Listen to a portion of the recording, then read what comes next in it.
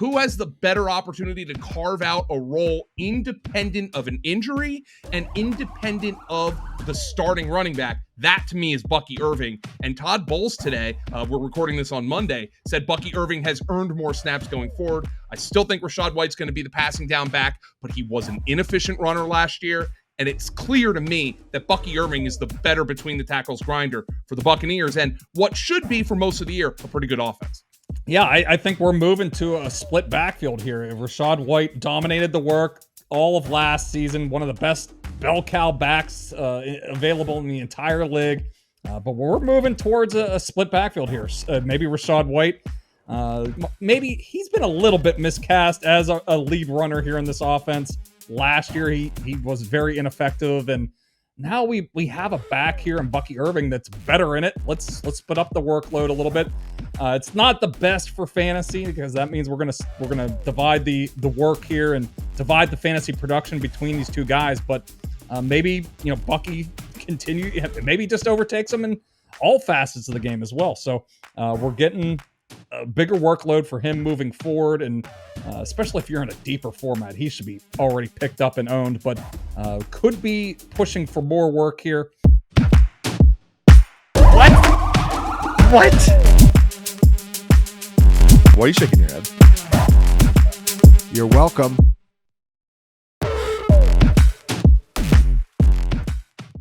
T-Bro, did you get Jauan Jennings in any leagues? I did not somehow. I like follow 12 leagues, religiously, and I did not get Jauan Jennings in any leagues. I got Jennings in a league where I'm 0-2, and my first two picks were AJ Brown and Puka Nacua, and I finally got a good game out of Diontae Johnson, and which, by the way, we apparently on SiriusXM I predicted on our bold predictions segment, I said Diontae Johnson will catch 8 balls this week, and that's exactly what he did. So I was happy that I got that, and I nailed the Panthers bet. That's more for our best bet show at the Fantasy Points Now and Fantasy Points Podcast Network. But we got to talk waiver wire here.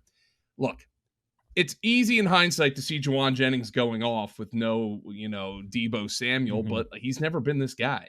I mean, he had 2 touchdowns in his regular season career or something like that prior to going for 3 in a loss, by the way, against the LA Rams. But Jauan Jennings, Deebo's going to be down for a couple of weeks. And I'm watching the plays this guy's making, and no Kittle. How did the 49ers take him off the field, man?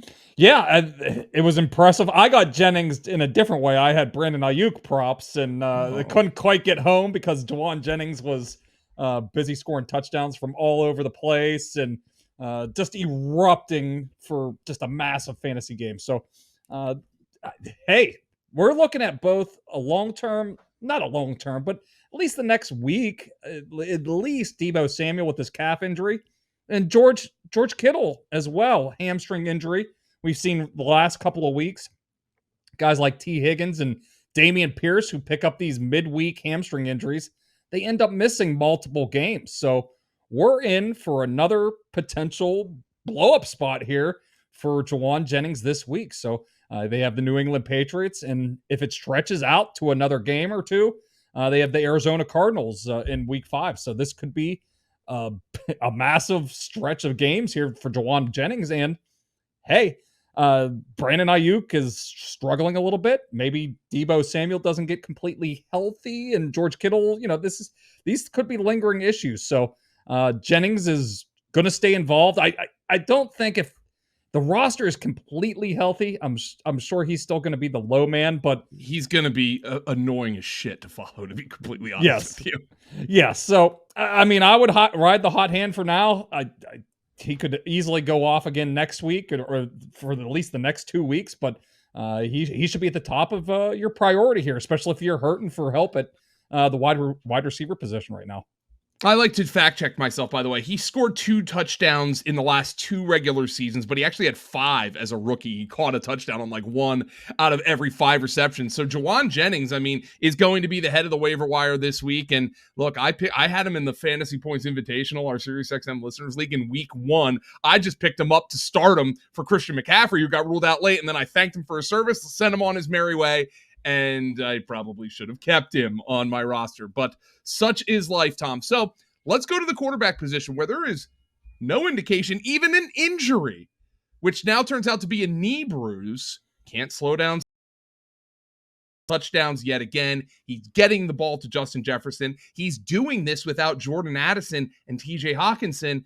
And I think the key here is the Vikings have had another receiver emerge, to Darnold's credit, in Jalen Nailor, who's making plays every week. What about, look, I know we're all waiting for the domino to fall, but here's the thing about Darnold, right? Who is playing well at the quarterback position from both a reality and a fantasy standpoint?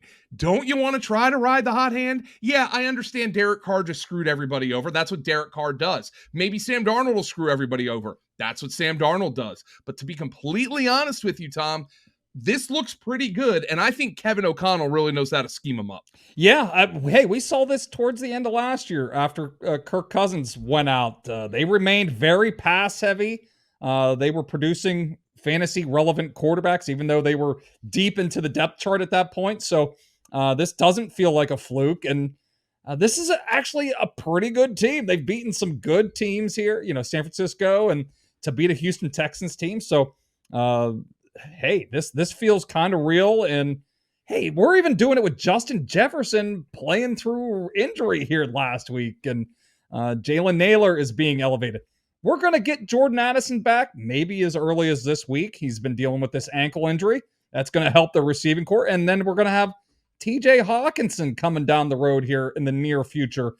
They have a bye week in week 6, so I would think maybe week 7 is a potential return for TJ Hawkinson. So all of a sudden, it's looking really good here for Sam Darnold. He should be picked up long-term, leading the NFL in passing touchdowns right now with 8. And we love that Kevin O'Connell likes to be aggressive and throw the ball a lot. So this does feel sustainable. So go out there and pick him up, especially if you've been really hurting at the quarterback position so far this season. There's other quarterbacks out there. And by the way, I want to reiterate to everybody, Tom and I are not talking about every single player who is worth picking up, because we want to get this done in 10 to 15 minutes. If you want to see every player worth picking up potentially in your league, go to FantasyPoints.com. The waiver wire article is posted every Monday, and with a code YouTube25, you can get 25% off any Fantasy Point subscription. That is already discounted, by the way, because we're into the season. So, hey, you're getting less content, we're going to lower the price on you, and you get an extra discount on top of that. So if you want to say to me, oh, Dolan, Jauan Jennings is already owned in my league, believe me, we have players in the article who are not rostered in your league. I can guarantee you that. Tom, it seems like we're going to be making the wrong decision at tight end every week. I mean, it's unbelievable. I just had our producer on the morning show on SiriusXM, Eddie Gardner, just informed us that he started Mark Andrews. Okay, I mean, Mark Andrews is a disaster right now, but he started Mark Andrews over Dallas Goedert this past week. Dallas Goedert had the best game of any tight end this season. Now, I don't think Goddard's available on your waiver wire, but there are some guys who might be out there who could help you. At the top of the waiver wire, Tom, this guy is one of John Hanson's favorites. He's been one of John Hanson's favorites. He's available in over 80% of Yahoo leagues as I'm sitting here talking to you. His name is Tyler Conklin, and what I saw on Thursday night with his connection with Aaron Rodgers, who played a spectacular game, that looked very, very real to me. Yeah, this is what we were hoping for whenever John was pumping up, but we were, he was in our Mr. Relevant article. We were pumping him up across the entire site, our season projections, top 15 player, so we really like everything that was kind of lining up for Conklin, but it's just been kind of slow through the first 2 games, and the offense really hadn't run a lot of plays, and defense had been run on a little bit, but that all flipped on Thursday Night Football. They dominated the Patriots. They had the ball a lot more. The defense finally kind of showed up. So this was kind of I don't know that necessarily that dominant of a performance, but we were thinking the Jets could be a good team, and Aaron Rodgers started to flash some pretty strong play in that game, making some throws off platform and moving around a little bit, and his accuracy was back. So it looks like it could be sustainable. And a couple of those, improv type of plays came with Tyler Conklin making secondary moves off of his routes and making some big plays. And then there was even a third and long. I think it was 3rd and 8, 3rd and 9. Big reception over the middle of the field for 20-yard gain. So there was multiple instances in that game where Tyler Conklin was making plays for Aaron Rodgers. So at the end of the day, this is an offense that's run through Garrett Wilson and Breece Hall. But we're having, Alan Lazard has flashed a little bit. Mike Williams has been kind of quiet. Maybe Tyler Conklin can be that number 3 option in this offense that is trending upward. And this is a league where we're looking for some offenses to start moving in the right direction, and the Jets might be one of them. And I mean, if you're always wondering why Alan Lazard is a complete zero with anybody else, and then all of a sudden is relevant with Aaron Rodgers, I mean, look, Aaron Rodgers is the drug guy, right? Well, I'm going to be comparing him to drug bands right now. Like, I don't know if like Trey Anastasio would be like the best guitar player for like a run-of-the-mill cover band or just a rock band, but man, he gets locked in the pocket with his bro. I'm not a jam band guy, okay? So like I compare Aaron Rodgers and his guys, the guys who know where Aaron Rodgers is going when he improvises and where to take the song. That's what he likes, and Tyler Conklin seems to be one of those guys. Now, an offense that showed a little bit of improvement, Tom, I don't want to say a lot of improvement because it was still a mess back there for Caleb Williams, especially because of the offensive line, is the Chicago Bears. And they did use Cole Kmet a little bit more this week. If you're in more of a shallow league, Cole Kmet might be out there for you, roughly 60% of Yahoo leagues. So if you're in a competitive league, he still probably is stashed. But Cole Kmet might be out there for you. They used him a little more this week, and to positive results, by the way. Yeah, that's really the thing. And you might be playing in a league that's competitive, and he may have been dropped because it was a very quiet start to his season. And if somebody started him the first or second week of the season, and he got 6 targets the first 2 weeks and had 31 receiving yards, so somebody might have gotten frustrated and dropped him. So make sure you go out there and check out if he's on your waiver wire, but. I would think that after watching Gerald Everett, just kind of waste his snaps and a couple I remember a drop on that Sunday night game against the Texans, and let's get the more talented option out in the field a little bit more. Let's make our quarterback's life a little bit easier. And we don't know what's going on with Keenan. This is a lingering heel injury that he's dealt with since last season.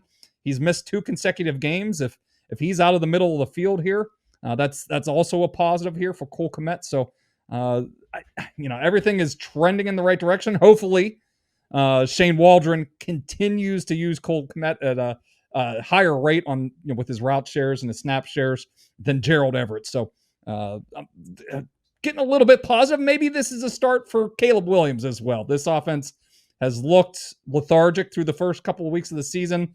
It was in catch-up mode against the Colts, but finally some positive signs from the Bears offense so far. A couple other wide receivers I just want to hit on, Tom, before we move to the running backs. Quentin Johnston is still out there in over 50% of Yahoo leagues. Very clearly the guy for the Chargers. The issue, of course, is Justin Herbert's injury. And how long is that going to hold him down? Meanwhile, Darnell Mooney looks to be a real thing for the Falcons. Almost never leaves the field. Got going late against the Eagles. Had 8 catches against the Chiefs. So obviously there's something there for Darnell Mooney. He's available in roughly 70% of Yahoo leagues. Really quick, want to hit on the running back situations, Tom. I think some of the top guys here, Bucky Irving and Braylon Allen, 2 of the rookie running backs. Now, if you want to ask me who's the better player, it sure as hell looks like Braylon Allen to me, which makes me sick because he landed in a team that already had Breece Hall. Who has the better opportunity to carve out a role independent of an injury and independent of the starting running back? That to me is Bucky Irving. And Todd Bowles today, we're recording this on Monday, said Bucky Irving has earned more snaps going forward. I still think Rachaad White's going to be the passing down back, but he was an inefficient runner last year. And it's clear to me that Bucky Irving is the better between the tackles grinder for the Buccaneers and what should be for most of the year a pretty good offense. Yeah, I think we're moving to a split backfield here. Rachaad White dominated the work all of last season, one of the best bell cow backs available in the entire league. But we're moving towards a split backfield here. Maybe Rachaad White, maybe he's been a little bit miscast as a lead runner here in this offense. last year he was very ineffective, and now we have a back here in Bucky Irving that's better in it. Let's split up the workload a little bit. It's not the best for fantasy because that means we're gonna divide the work here and divide the fantasy production between these two guys. But maybe Bucky maybe just overtakes him in all facets of the game as well. So we're getting a bigger workload for him moving forward, and especially if you're in a deeper format, he should be already picked up and owned. But could be pushing for more work here. Braylon Allen looks freaking great. I can't believe I have it in the write-up here on the site that I can't believe the Dallas Cowboys passed over him. Went in the fourth round multiple times. How good would he look in a Dallas Cowboys jersey right now? But this is kind of a pain. He's ideally more of a handcuff because of how much Breece Hall gets the ball, but he's forcing the Jets' hand here. He's getting additional carries and opportunities, as we saw in that Thursday night game. Had the 2 touchdowns in week 2 as well. So it's honestly going to be more of a pain for Breece Hall owners moving forward. But Braylon Allen needs to be owned across the board here. We're getting into buys starting next week. So you may even have to use this guy in the pinch. But the way he's playing, he showed he can put up some points in just a few touches. A couple guys who there is actually one really good NFC North running back pickup I'm not going to mention here because, hey, we have to sell subscriptions that I really like, who's under the radar and is almost certainly available in your league. But let's talk about one more from the NFC North, and then we'll just really quick wrap with a back in the AFC North because of an injury situation. I mentioned the Chicago Bears offensive line has been terrible. So I don't think DeAndre Swift is entirely to blame for his 1.8 yards per carry so far this year. But it was very evident in that game against Indianapolis, which was a great matchup, by the way, that the Bears got fed up and started going to Roschon Johnson a little bit more and Khalil Herbert. And I know for a fact, I always like to peruse Reddit for the pulse of the fan base. The Bears fans want Roschon Johnson to be the running back, and I virtually guarantee he's available in your league. Yes, 2% owned right now on Yahoo leagues. Very clearly, he didn't even dress, I think, in week 1, so he was kind of out of their plans. But those plans are quickly changing here. DeAndre Swift, their big offseason signing. This is just a total. It's looking like a terrible move on their part, and that was one of those moves that happened first thing as soon as free agency started. So just it's looking like a disaster move here. Johnson is a second-year guy they drafted. So hopefully maybe this is the start of something here. I have a bad feeling that this is going to devolve into like a 3-man backfield here. Khalil Herbert behind a bad offensive line. Behind a bad offensive line. But if anybody could emerge, maybe it's Johnson. They did like his pass protection issues, pass protection skills, and if this offense can't run the ball, maybe he just gets out in the field a little bit more because they have to throw it so much, and maybe he can start to give us some PPR points as well. So maybe it's a guy that's widely available. Maybe just to even stash here. See what happens over the next couple of weeks in this backfield. You might actually have some news by the time you listen to this, but really quick from Pittsburgh beat reporters, Jaylen Warren's going for an MRI, I guess, on his knee. And Najee Harris has his right arm in a sling in Pittsburgh. And that's just going to give Artie Smith his opportunity to get his boy Cordarrelle Patterson more touches potentially in coming weeks. So if you're desperate, follow the news. Cordarrelle Patterson might be usable this week. Yeah, Mike Tomlin talks at noon on Tuesday, so there could be news right now out there about what to expect from these two backs this week. So Najee Harris, he didn't really leave that game. He had the big carry, almost got into the end zone. It would have really paid off. He hasn't found the end zone just yet, and he got tackled at the 1-yard line, and they didn't run the ball in. Took 2 knees at the end of the game, so it wasn't an issue during the game. So hopefully they're just being precautionary about it. But if both Najee and Jaylen are out, they get the Colts this week, which has been the premier matchup through the early part of the season for running backs until DeAndre Swift ran into him last week. But the way the Steelers are running the ball, Cordarrelle Patterson could be very active in that game if Najee and Jaylen Warren are both out of action in week 4. Hope we gave you a lot to chew on here on the Waiver Wire Report on Fantasy Points YouTube channel. Make sure you like this video and click on that subscribe button to get more notifications from great fantasy football content, whether it be season long, DFS, betting, Dynasty, college. We've got it all for you at Fantasy Points on the YouTube channel. And of course, we have a lot more at the website. Use code YouTube25 to subscribe to Fantasy Points. Get 25% off what's already a discounted subscription. What a deal. Tom Brawley. I'm Joe Dolan. Take it easy, everybody. We'll talk to you next week.